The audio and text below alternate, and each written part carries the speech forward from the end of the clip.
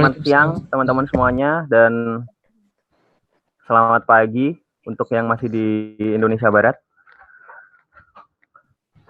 Baru berapa nih? 17 orang ya. Kita tunggu dulu.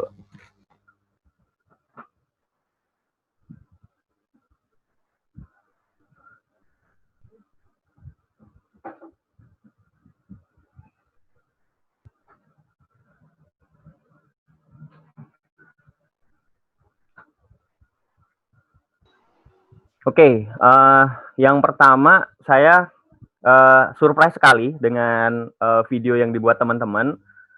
Saya apresiasi sekali ya. Jadi beberapa videonya more than what I expect. Jadi melebihi apa yang saya perkirakan. Jadi saya surprise dan saya apresiasi sekali untuk teman-teman semuanya udah bikin videonya.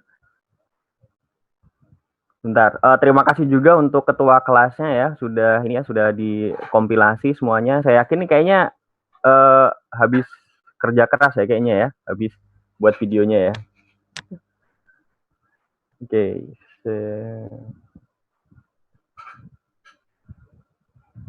Oke, masih 25. Kita tunggu dulu ya.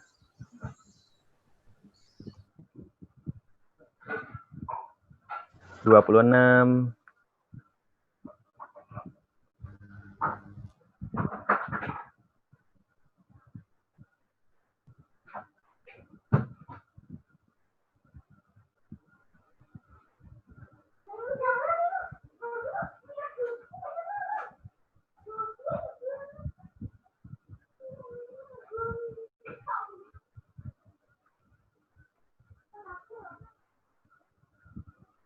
28.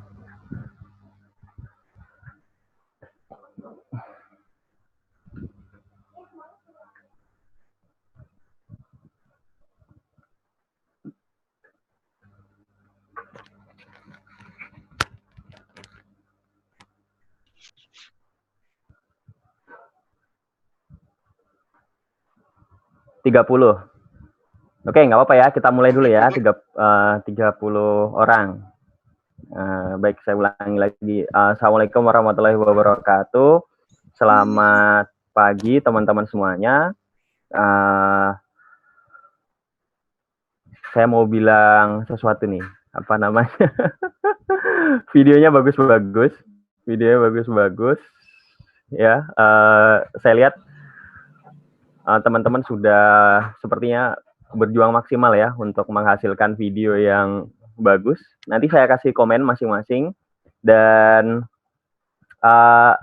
yang pertama saya sebenarnya mau apresiasi dulu lah gitu ya. Karena bagus-bagus. Oke, kita berikan tepuk tangan dulu lah untuk teman-teman semuanya atas videonya ya. Tepuk tangan dulu lah. Bagus-bagus sekali. Oke. Yang kedua saya lihat di di video itu terlihat kalau mayoritas anggota berpartisipasi ya. Ini saya apresiasi sekali. Biasanya kan kalau di dalam tugas kelompok kan hanya 1 atau 2 yang terlibat ya. Tapi ini saya lihat mayoritas bisa berkontribusi gitu ya. Nah, mungkin nanti bisa bisa disampaikan gimana pengalamannya membuat video gitu. Oke, terus yang berikutnya beberapa video tadi sudah saya bilang ya, beberapa video itu metode pembelajaran sudah over delivery alias more than what I expect. Jadi melebihi apa yang saya bayangkan gitu. Udah bagus sekali. Terus beberapa bahkan pakai meme, pakai pakai apa sih bahasa Indonesianya? Meme ya? Ya itulah, meme. Oke, terus ya saya sebenarnya berharap kalau untuk studi kasus cukup pakai salah satu tools atau salah satu programming language gitu ya. Bisa pakai toolsnya WK, RapidMiner atau yang lain gitu kan. Ternyata beberapa malah ada yang combine gitu, ada yang pakai WK plus Python, ada yang pakai WK plus R gitu ya. Terus yang pakai WK plus Python ada 2 kelompok ya saya lihat ya. Terus ada WK pakai plus R juga ada di kelompok 5. Ya, yang lain pakai WK, tapi penjelasannya bagus-bagus sekali.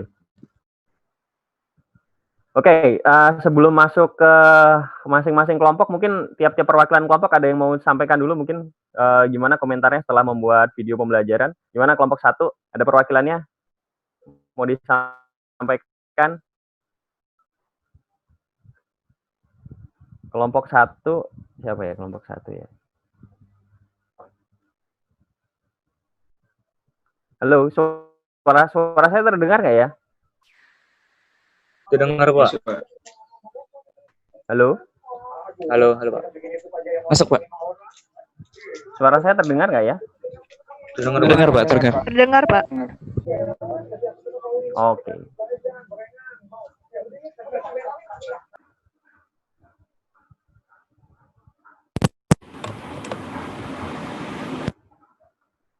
Tes, suara saya terdengar?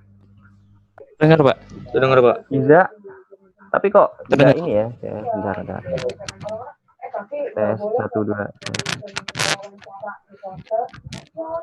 Oke, dari kelompok 1 ada yang ini mau disampaikan dulu terkait hasil buat video. Ada yang mau sampaikan dulu nggak? Kelompok 1 ini ada siapa nih? Ada Ahmad Azam, Emir Lutfi, Fahri Hidayat, Fani Fisara, Ifati Uzma, Muhammad Ibrah, Felia Trimarliana, Wasilah Nur Astuti. Ini kelompok 2 saya nggak tahu nih, linknya siapa saja? Karena saya nggak menemukan kelompok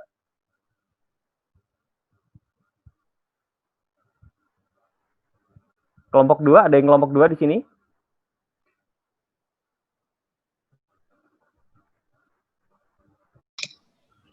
Kelompok saya, Pak. Kelompok kami, Pak.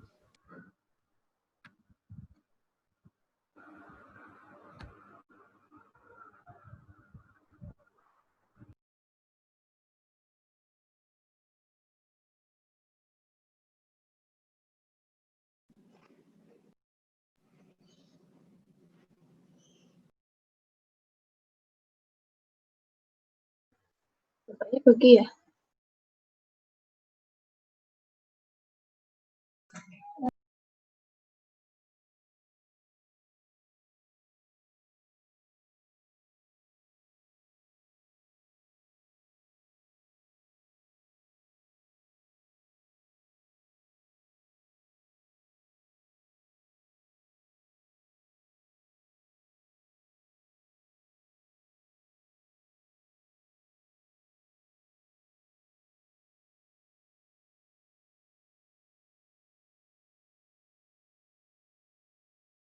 Dapat ya untuk yang kelompok 2 ya. Kalau kelompok lainnya sudah ada. Saya cari di slide nggak ketemu. Apa di video mungkin saya miss kali ya? Di slide-nya ada, Pak. Di slide-nya ada ya. Oke, mungkin saya kurang.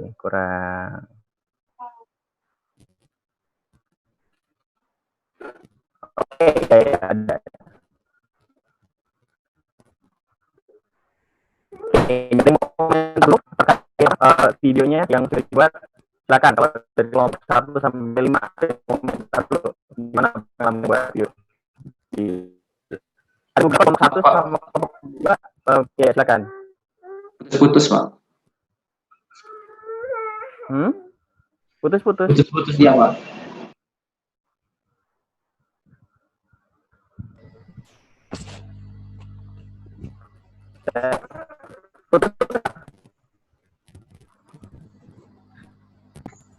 Masih, Pak. Halo, putus. Ini kenapa ya kalau dengan SD2 begini nih? Saya selalu meeting. Oke, kita coba tes dulu ya. Mas,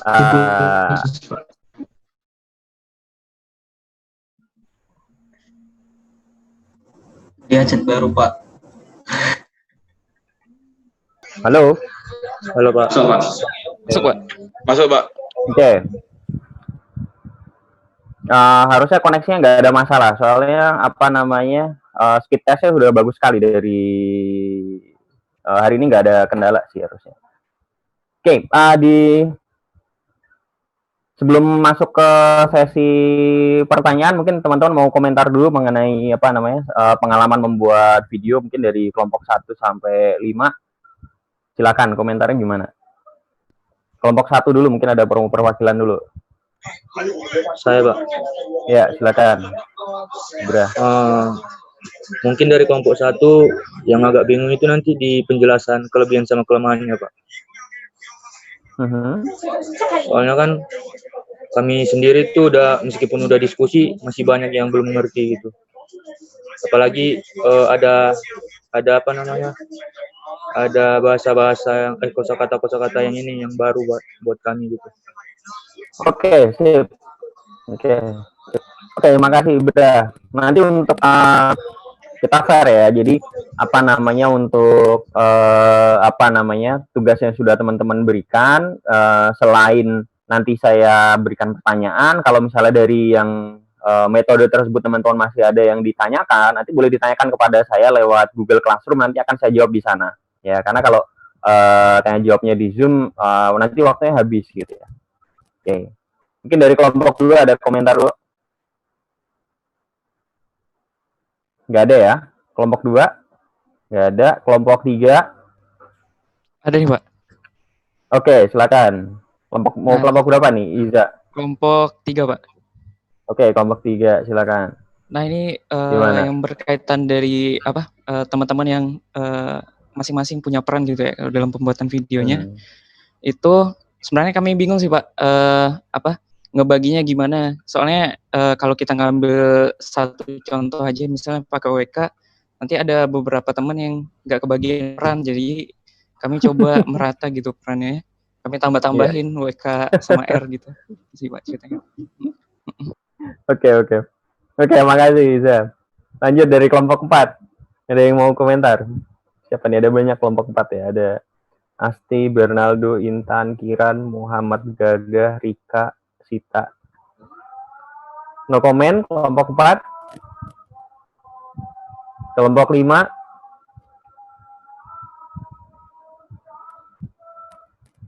Nggak ada juga ya.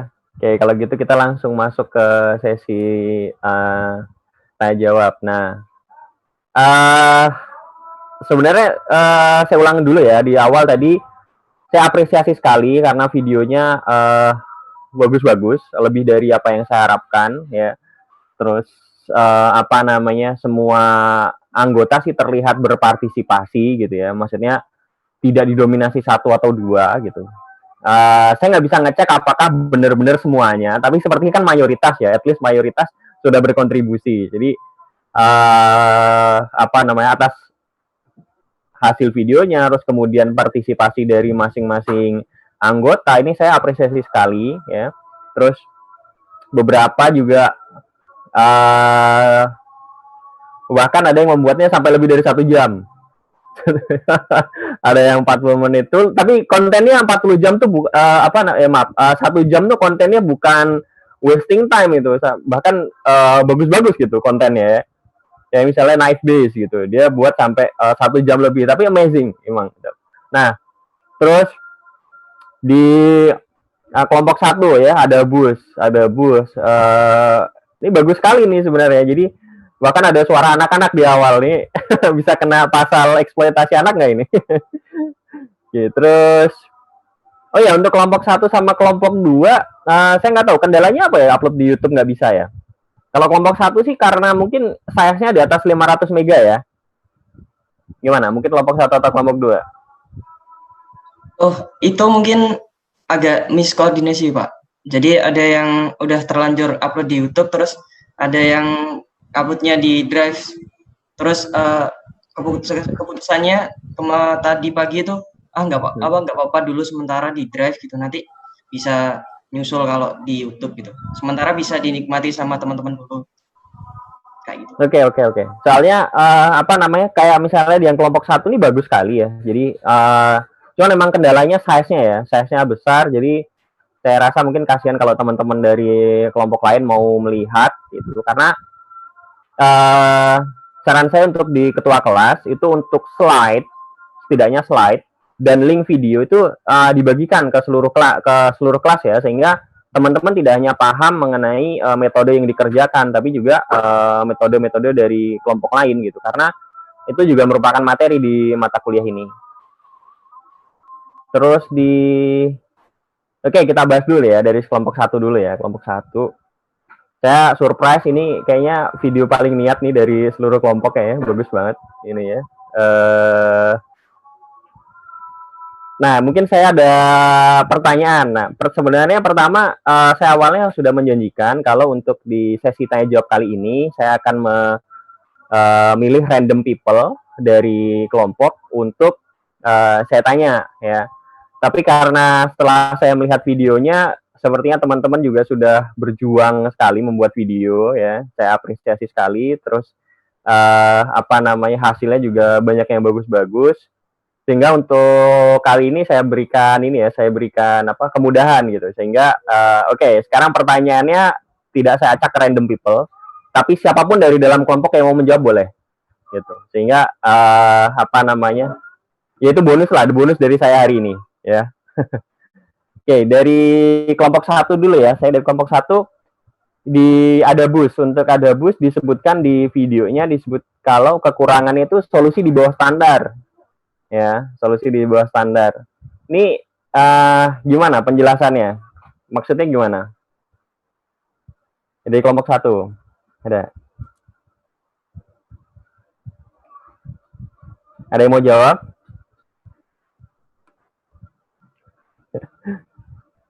Itu saya kasih bonus nih, soalnya jadi saya tidak tunjuk orang. Silakan, saya yang mau jawab silakan. Kenapa solusinya di bawah standar itu maksudnya gimana ya?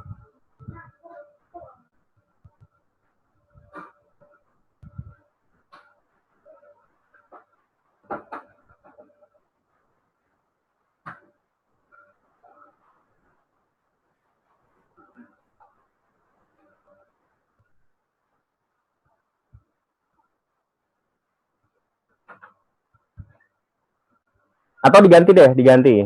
Kalau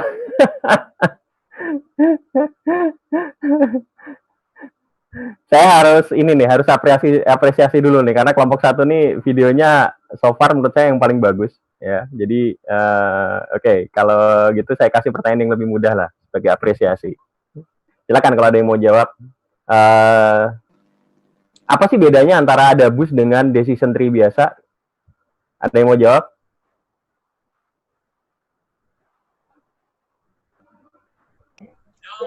Mungkin di bentuk tree-nya, Pak. Gimana? Bentuk tree-nya gimana? Kan kalau decision tree itu kan bisa banyak cabangnya tuh. Maksudnya bisa banyak node-nya tuh. Levelnya ada banyak tuh. Kalau misalnya di Adabus kan cuma satu level aja, cuma root terus langsung 2 cabangnya gitu. Yang disebut dengan stem tadi. Oke. Good. Jawabannya bagus banget. Oke, pertanyaan yang kedua. Kalau dari dari videonya sih bagus ya. Pakai dari start quest ya.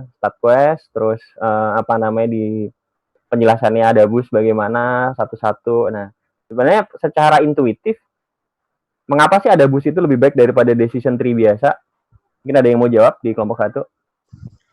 Mungkin itu, Pak. Karena decision tree itu kan tidak menimbang bobotnya juga. Tidak menimbang hasil dari Dini. Kalau yang Adabus itu kan dia menimbang dari pengambilannya dari mana, terus menimbang hasil alfanya terakhir. Jadi membandingkan keputusan terakhir yang ada bobotnya si A sama si B itu baik. Nah, walaupun dari hasil Adabusnya sendiri, contohnya yang no itu kita menggunakan ada 2 stam, terus yang yes-nya ada 4 stam. Tapi bobot dari 2 itu lebih besar daripada yang 4-nya tadi. Maka yang kita pilih kan yang punya bobot terbesar, seperti itu. Oke, good.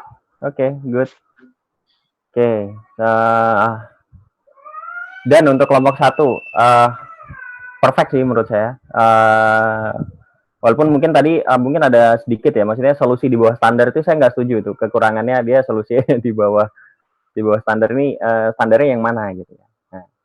Oke, berikutnya untuk kelompok 2. Kelompok 2 random forest ya. Random forest di sana sudah pakai WK, juga harus ada pakai Python. Ya udah bagus sekali. Nah, oke, kelompok 2. Oke, karena cukup bagus, biar agak imbang dengan kelompok 1. Mau pertanyaan yang gampang atau pertanyaan yang susah nih? Kelompok 2, silakan.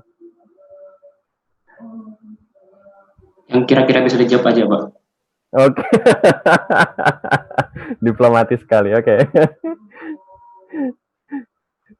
Oke, kalau gitu saya pilih pertanyaan yang gampang ya. Oke. Mirip seperti yang di Adabus ya. Apa bedanya antara random forest dengan decision tree biasa? Ini menurut saya pertanyaan gampang.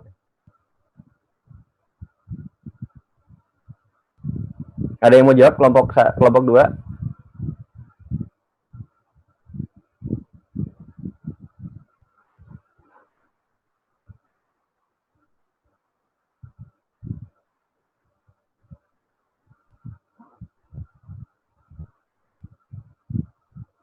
Kelompok 2 nggak ada yang mau jawab? Atau saya ini? Pak. Oke, silakan. Saya mau coba jawab, Pak.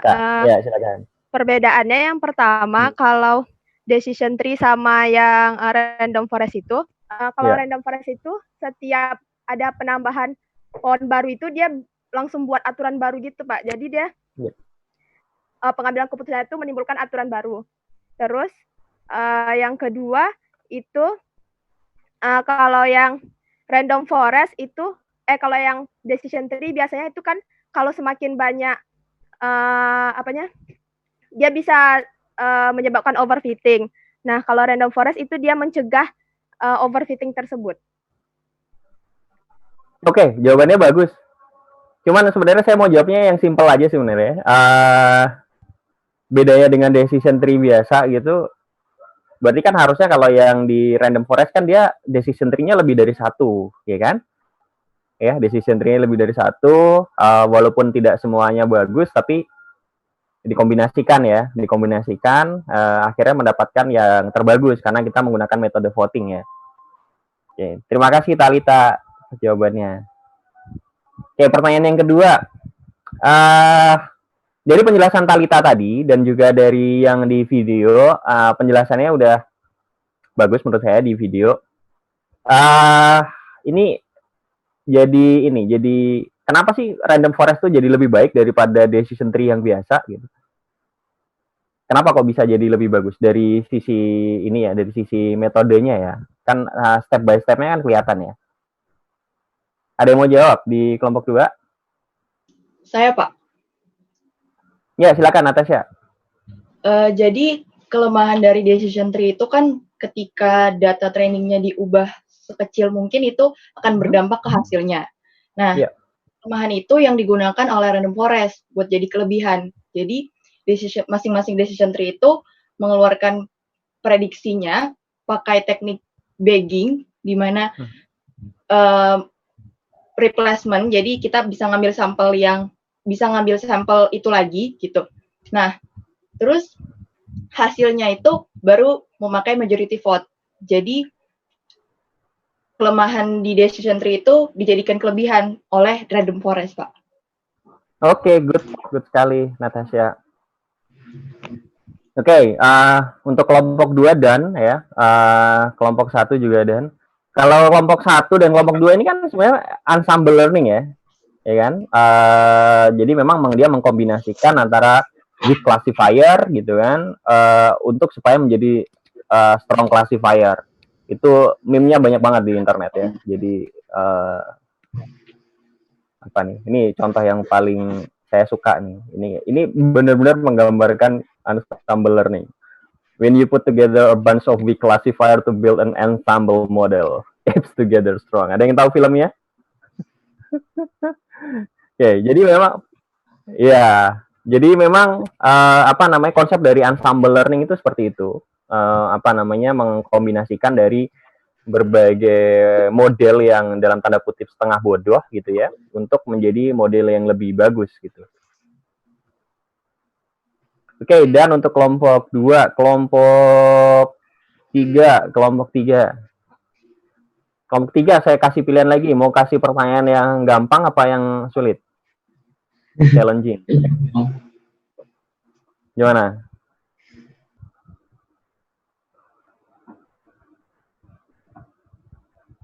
Pilih yang gampang apa yang sulit? Yang bisa dijawab, Pak. Oke. Oke, yang bisa dijawab ya. Ini ada siapa aja sih? Kelompok 3 itu ada Hanif, Agnes, Desi, Aisyah, Ihza, Rijalus, Muhammad Al-Fatah, Zuhrotur Rofiah. 8 orang ya. Nah, di kelompok 3, sebenarnya pertanyaan saya tuh, yang ini gampang ya, karena tadi ditanyakan gampang ya. Bagaimana kalau misalnya di salah satu kategorinya itu di training itu tidak ditemukan ya, atau jadi kan nilai probability-nya jadinya 0 ya, betul nggak? Iya kan? Bener, Pak. Berarti kan ya. Nah itu gimana menyikapinya kalau di naive Bayes? Ini kayaknya pertanyaan gampang ya, karena apa namanya, harusnya kalau paham naive Bayes kayaknya tahu ya. Dibuat di script, Pak. Dibuat kategorisasi. Oh ya.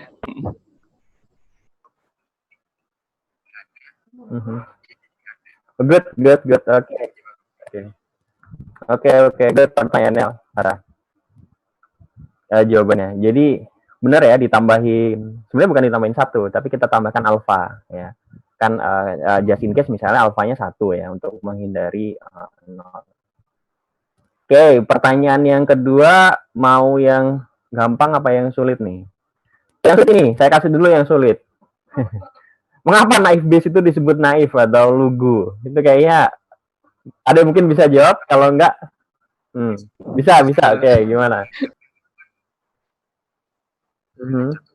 Ya.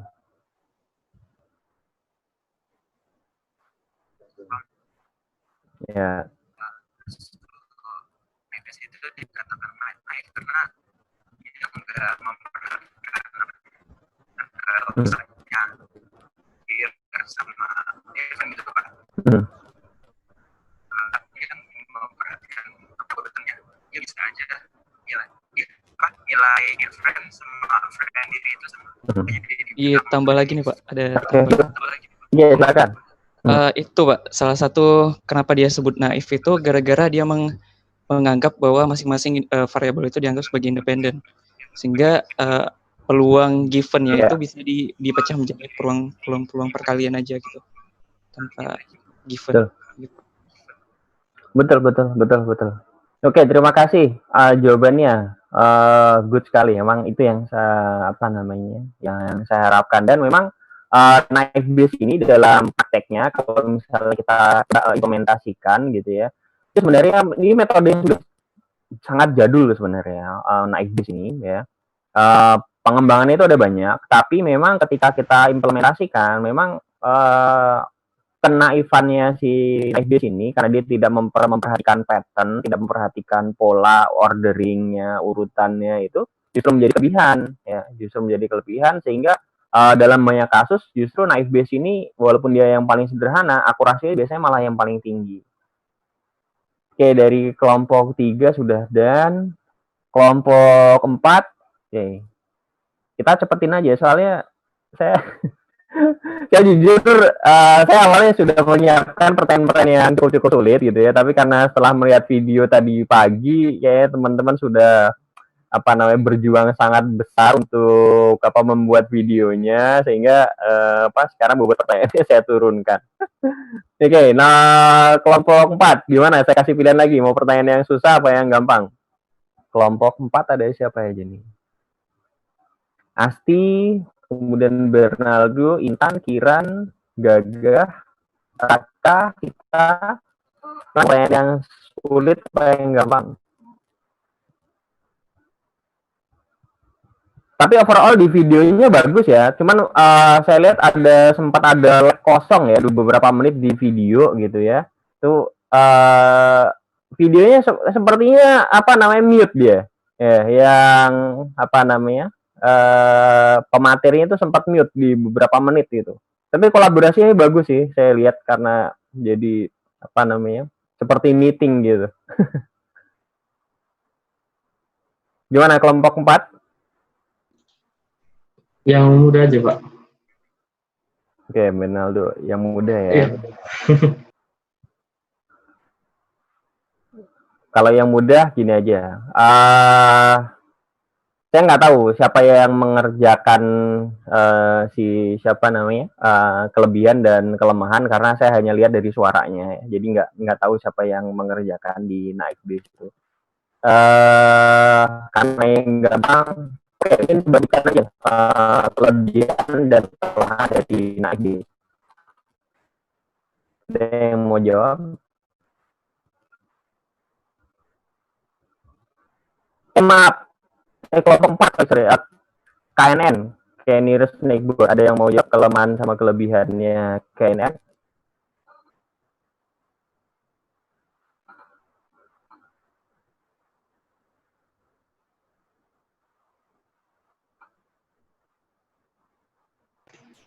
Saya mau jawab, Pak. Silakan, Jadi dari kelebihan dan kekurangan si KNN. Nah, dari awal kan udah dikatakan tidak ada metode yang terbaik dan tapi kita mengkondisikan model sehingga menghasilkan yang terbaik. Nah, jadi untuk kelebihannya itu di KNN ini sangat mudah dipahami dan diimplementasikan. Itu kelebihan paling utamanya. Terus kekurangannya itu ada yang namanya tetangga atau disebut parameter K. Nah, ini yang sulit ditetapkan karena ini yang sangat mempengaruhi nanti dia masuk klaster yang mana gitu. Kemudian dia rentan terhadap informasi yang tidak informatif gitu, yang nggak berhubungan jadi masuk dalam klaster satu klaster gitu. Nah, terus nilai karena dia membandingkan tetangganya, jadi terjadi komputasi yang tinggi gitu. Komputasi yang tinggi ini menghasilkan membutuhkan biaya yang tinggi pula gitu. Oke, good. Oke, pertanyaan yang kedua juga akhirnya saya pilihkan yang gampang. Ya, jadi dari metode KNN, kalau teman-teman ini ya benar-benar pahami ya, Canary Snakeboard ya, harusnya mungkin bisa mengambil kesimpulan sebenarnya KNN ini running time-nya cepat atau lambat? Ini siapa yang mau jawab? Cepat atau lambat kalau untuk data yang besar? Kira-kira. Suaranya kurang jelas, Pak, barusan. Jadi KNN ini kalau untuk data yang besar, running time-nya akan cepat atau lambat?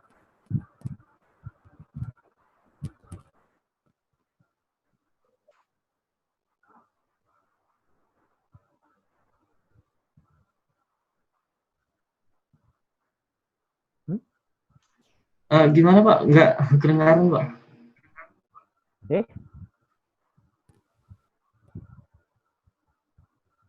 Sebentar. Putus-putus tadi, Pak. Sebentar.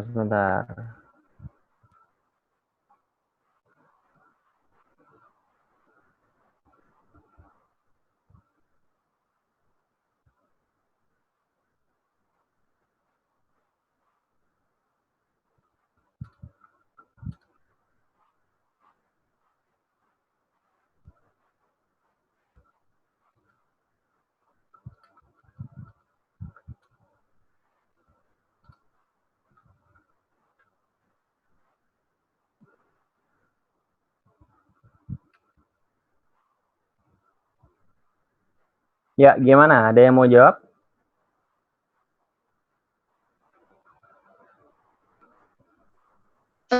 Saya mau mencoba jawab, Pak. Ya, silakan. Running time-nya itu bakalan lambat gitu, karena dia menguji satu persatu setiap data latihnya, jarak setiap data latih dengan instance yang dimau. KK yang dimau gitu, Pak. Oke, good. Jawabannya good. Oke, enak ya. Ini pertanyaan yang gampang soalnya. Tadi ada pertanyaan yang sulit saya skip. Ya, di awal memang apa namanya saya apresiasi dulu dengan semua kelompok gitu ya. Jadi berikutnya next untuk kelompok 5. Kelompok 5 mau pilih pertanyaan susah atau gampang nih? Di kelompok 5 pakai R sama WK ya. Tapi saya mau koreksi dulu untuk di kelompok 5 ya, untuk support vector machine. Bukan hyperlink, tapi hyperplane. Ya. Jadi seperti di kelompok 5 begitu semua nih. Kedengeran nggak suara saya? Kedengeran, Pak. Kedengeran ya? Ya, jadi untuk di kelompok 5 sebenarnya istilah yang betul itu adalah hyperplane ya, bukan hyperlink.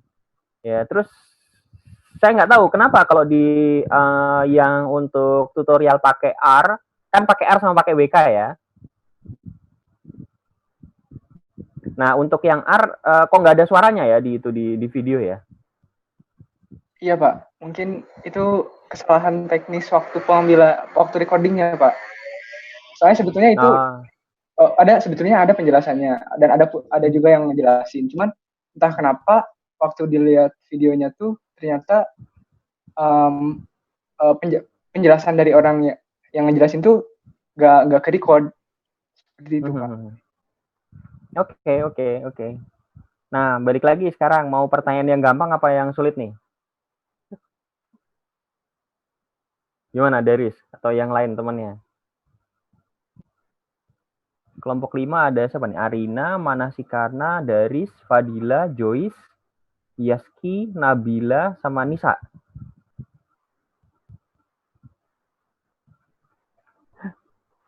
Oke, karena nggak milih ya, berarti pertanyaan yang susah ya.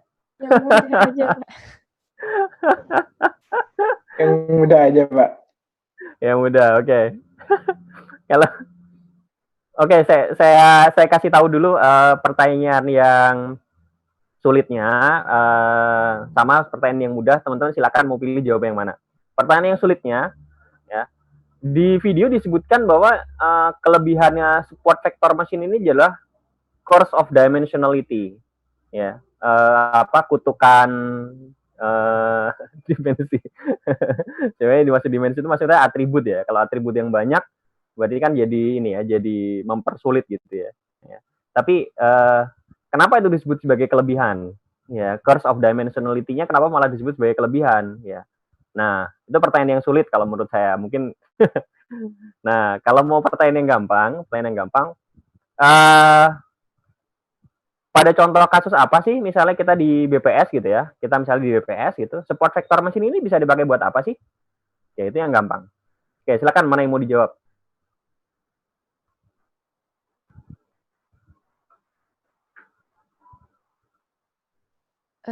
Saya mau mencoba Ya, menjawab yang soal kelebihan itu, Pak. Nah, kalau apa namanya itu nggak dijawab juga boleh kok. SVM ini kan dia itu mengklasifikasi suatu pattern. Nah, dalam mengklasifikasi suatu pattern itu ada 2 error. Salah satu errornya itu error yang dipengaruhi oleh dimensi. Nah, sedangkan pas di course of dimensionality itu kan biasanya itu kan ditemukan jumlah data yang sedikit itu dipaksakan dengan dimensi ruang yang cukup besar. Nah, kenapa SVM ini punya kelebihan di course of dimensionality? Karena pas di saat generalisasi SVM ini bisa meminimalisir error yang dipengaruhi oleh dimensi dengan cara mencari hyperplane terbaik gitu kan. Oleh karena itu, jadi tingkat generalisasinya ini gak dipengaruhi sama dimensi. Jadi walaupun datanya sedikit tapi dimensinya besar, itu tidak terpengaruh karena errornya bisa diminimalisir. Jadi itu salah satu kelebihannya. Oke, sip, jawabannya betul. Bagus ya. Berarti kalau gitu kan mungkin judulnya yang salah ya. Maksudnya bukan course of dimensionality sebagai kelebihan, tapi ability to handle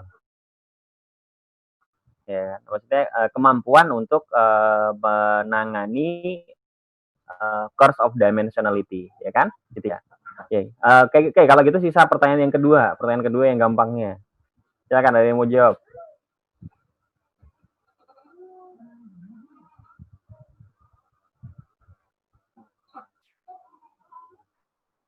Arina atau Daris atau Fadila atau Joyce atau Yaski atau Nisa?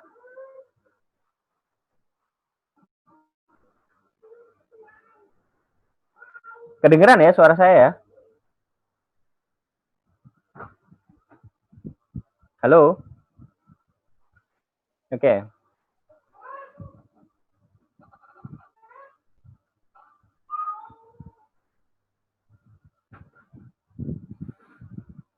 Atau jangan-jangan soal saya yang gampang tuh malah jadi susah. Bisa dipakai untuk apa nih SPM kalau misalnya di BPS contohnya? Saya pikir ini malah pertanyaan yang gampang loh. Enggak ya?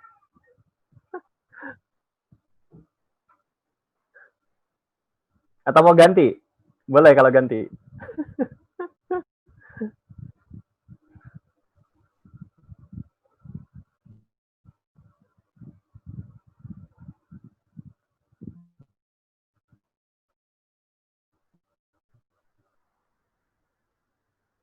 Apa ganti? Coba ganti aja deh, Pak. Oh, ganti ya. Saya belum tahu apa yang dipakai di BPS. Oke. Tapi saya jawab dulu lah ya. Maksudnya ini kan SVM itu paling simpel buat BPS ya, misalnya untuk mengklasifikasikan miskin dan tidak miskin kan. Salah satu kelebihan dari SVM itu adalah bisa untuk binary classification kan. Jadi mengklasifikasikan di antara dua kelas ya kan, bisa jadi kelas miskin sama tidak miskin. Itu hal yang paling simpel, anything yang diklasifikasikan ya. Pertanyaannya sisanya ada yang susah nih. Oke, untuk SVM yang kelasnya itu lebih dari 2 gitu, misalnya 4 gitu. Kan kalau hyperplane kan cuman bisa 2 tuh, ya kan?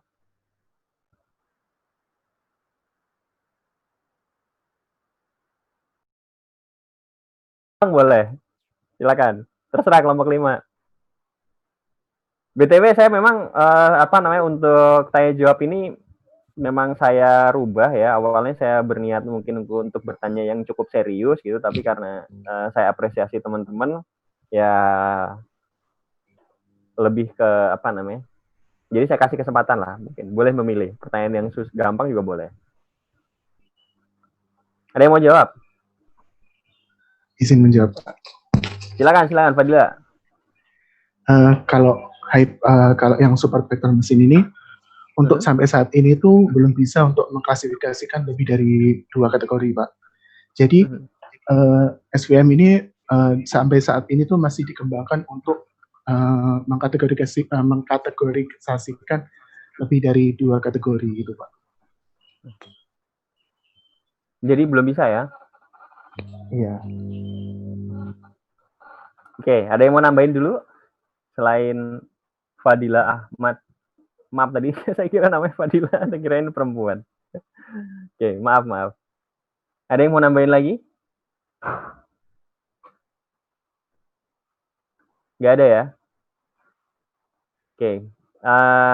Jadi memang kalau untuk by default SVM ini memang hanya bisa untuk binary classification ya. Jadi nggak bisa untuk multi class. Tapi sebenarnya multi class SVM itu ada. Multi class SVM itu ada. Jadi berbeda dengan SVM yang default yang teman-teman bahas di video ya. Multi class SVM itu ada itu dan bisa dilakukan. Memang lebih sulit ya, tapi bisa dilakukan. Ya. Jadi memang ada namanya multi class SVM. Kalau teman-teman bisa search itu bisa diimplementasikan sebenarnya multi class SVM. Oke, pertanyaan dari saya selesai. Ya, terima kasih untuk teman-teman semuanya. Luar biasa, saya hargai kolaborasinya membuat video. Nah, sekarang silakan kalau misalnya ada pertanyaan dari teman-teman dari antar kelompok. Ada yang mau nanya? Dari kelompok 1, ada yang pertanyaan untuk kelompok 1? Maaf Pak, sebelumnya. Silakan. Karena saya bukan bertanya untuk kelompok, tapi mengenai responsi. Soalnya ini deadline responsinya kan jam 12.45. Jadi Oke, untuk responsi cukup ditulis link video kelompoknya aja. Baik Pak, terima kasih. Jadi nggak usah dibuat beban tambahan ya.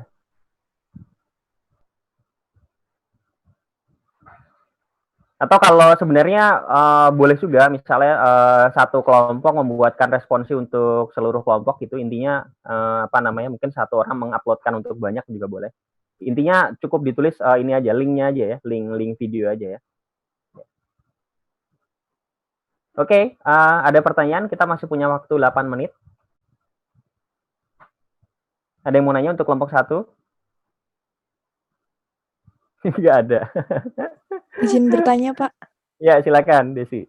Kan saya kayak baca-baca gitu yang KNN itu bisa buat jadi tolak ukur atau pembanding dengan algoritma yang lebih kompleks seperti SVM itu, Pak. Jadi, saya mau tanya buat hubungan dengan algoritma yang lain tuh kayak ada boost, random forest, terus naive Bayes itu ada hubungan satu sama lainnya nggak, Pak? Terima kasih. Oh, ini pertanyaan ke saya ya? Pertanyaan ke saya ya? Oke. Iya. Tentu saja ada hubungannya ya. Tapi karena tadi pertanyaannya jadi banyak, kalau misalnya dengan ada boost sama random forest, ini sebenarnya satu yang mau saya sampaikan. Kalau ada boost dan random forest ini kan kelompok yang lebih tingginya adalah ensemble machine learning ya. Kalau yang paling populer memang untuk ada boost, terus kemudian untuk random forest itu untuk decision tree, tapi bukan berarti dia tidak bisa diimplementasikan pada metode lain gitu ya, metode yang single ya, maksudnya yang single ya. Jadi decision tree kan single ya. Nah, dengan ensemble kan kita membuat komposit seperti komposit gitu ya. Nah, kalau ada boost dia termasuk di kategori boosting, walaupun dia bukan yang terbaik ya, bukan yang terbaik di boosting, dia bukan terbaik, bukan di ada boost. Ada misalnya gradient boosting itu lebih bagus daripada ada boost, gradient boosting ya. Terus untuk random forest itu kan termasuk ke dalam kategori bagging ya. Jadi di dalam bagging sendiri kita bisa melakukan KNN gitu untuk bagging gitu, KNN dengan boosting itu bisa. Jadi memang kaitannya seperti itu. Jadi kalau kita mau melakukan ensemble, ya kita create saja beberapa single model gitu kan. Kemudian either dia dilakukan kalau misalnya dengan bagging, ya berarti kita lakukan majority vote, ya. Misalnya random forest, berarti kita lakukan majority vote gitu kan, voting gitu di antara hasilnya. Tapi kalau menggunakan metode boosting, ya berarti kita iteratif di setiap iterasinya itu errornya dicatat gitu kan, kemudian errornya digunakan untuk membuat penimbang untuk sampel. Nah, penimbang itu yang digunakan untuk membuat model yang kedua, ketiga, dan seterusnya. Jadi bisa dilakukan juga untuk misalnya KNN dan yang lain, tidak hanya terbatas pada decision tree. Itu mungkin jawaban saya ya untuk pertanyaannya. Baik Pak, terima kasih. Terima kasih Desi. Ada pertanyaan dulu untuk antar kelompok? Nggak ada ya? Saya Pak. Ya, silakan Bernardo. Mau nanya untuk kelompok mana nih? Untuk kelompok yang naive Bayes. Naive Bayes, oke. Saat menggunakan naive Bayes itu, apakah datanya harus merupakan data discrete atau continue? Atau boleh keduanya gitu? Nah, kalau ada perbedaan, jadi apakah ada perbedaan pemrosesan di data discrete dan continue? Oke, silakan kelompok 3. Ada yang mau jawab?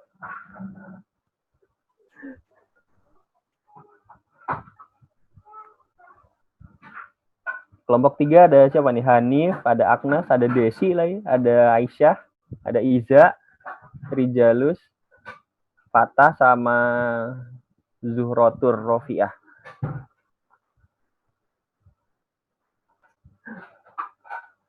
Pertanyaannya susah juga nih. Ya, silakan Fatah.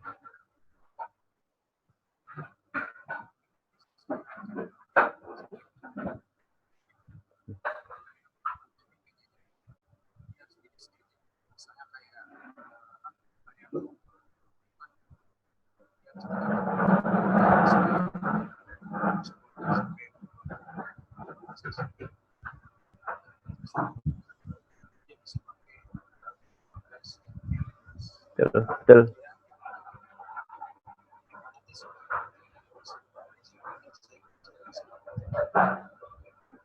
Oke, betul jawabannya. Gimana? Ada lagi yang mau tanya untuk gimana Bernaldo? Iya udah ngerti Pak. Oke. Ada yang bertanya untuk kelompok 1 dulu. Ada Bus. 3, 2, 1. Nggak ada. Kelompok 2. Ada yang bertanya untuk kelompok 2? Ada Pak. Saya mau tanya Pak. Ya silakan, Emir. Ya. Jadi saya masih bingung Pak untuk kan di random forest ini kumpulan dari decision tree ya Pak. Nah dari kumpulan decision tree itu akan di voting. Nah gimana cara pemilihan voting terbesar yang dilakukan pada random forest ini? Jadi saya belum dapat gambaran jelasnya gitu. Mungkin dijelaskan lagi secara umum aja bagaimana langkah-langkah dalam pemilihan voting. Mungkin gitu. Oke. Pertanyaannya kalau ini gampang ini, harusnya bisa jawab. Ya, silakan. Ada yang mau jawab di kelompok 2?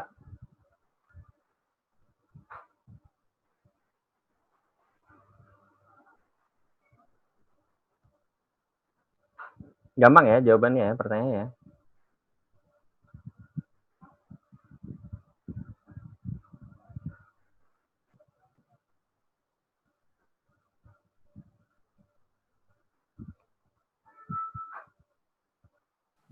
Gimana kelompok 2? Coba jawab Pak. Ya silakan. Jadi kan di random forest tadi kan kita buatnya decision tree-nya kan banyak gitu kan. Jadi nanti kita lihat decision tree yang sering muncul gitu sih. Kan sistemnya sistem voting gitu. Gimana? Tadi yang nanya siapa tadi, saya lupa namanya. Emir ya? Iya Pak. Ya, Emir ya.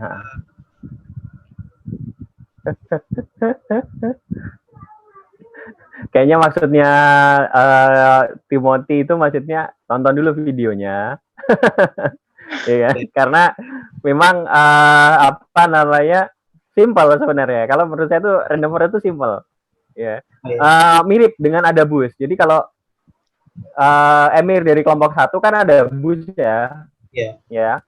Itu kan membuatnya kan dengan tam, betul kan? Jadi random bikin decision tree-nya nggak diselesaikan, ya. Hanya membuat stam aja kemudian selesai, ya.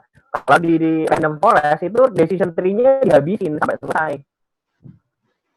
gitu, sampai selesai. Terus kemudian ya masing-masing diklasifikasikan aja seperti biasa, terus kemudian dilakukan voting gitu. Satu decision tree bisa voting gitu. Nah, nanti hasilnya kita kumpulkan kayak pemilu gitu.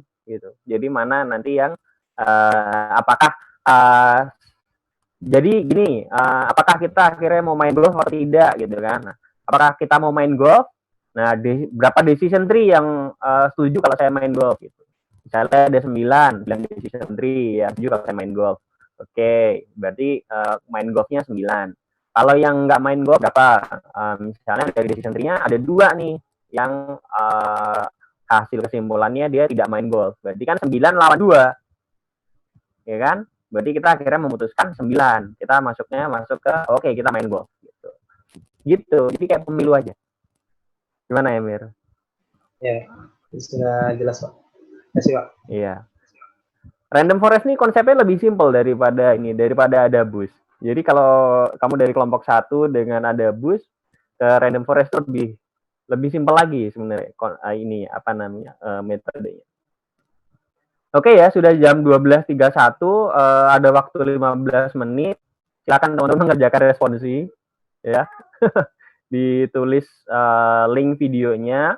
Dan kembali lagi saya sampaikan, saya apresiasi terbaik untuk teman-teman sudah mengerjakan videonya, dan saya harapkan nanti sebisa mungkin videonya di-linkkan ke YouTube gitu ya, supaya teman-teman masing-masing kelompok bisa saling melihat gitu, karena itu merupakan materi. Ya, untuk teman-teman yang ingin bertanya kepada saya terkait dengan metode itu, lintas kelompok boleh ya. Jadi misalnya dari kelompok 2 mau bertanya tentang random forest ke saya boleh, kelompok 1 bertanya tentang adabus boleh, atau kelompok 1 mau bertanya tentang KNN boleh gitu. Nah, itu silakan ditulis di Google Classroom ya. Google Classroom, nanti saya akan jawab di sana. Oke. Saya tutup dulu. Silakan teman-teman mengerjakan responsi, dan ya kalau ada pertanyaan silakan ditulis di Google Classroom. Oke, terima kasih teman-teman semuanya atas kerja kerasnya. Saya akhiri. Assalamualaikum warahmatullahi wabarakatuh. Selamat siang semuanya. Waalaikumsalam warahmatullahi wabarakatuh. Terima kasih, Pak.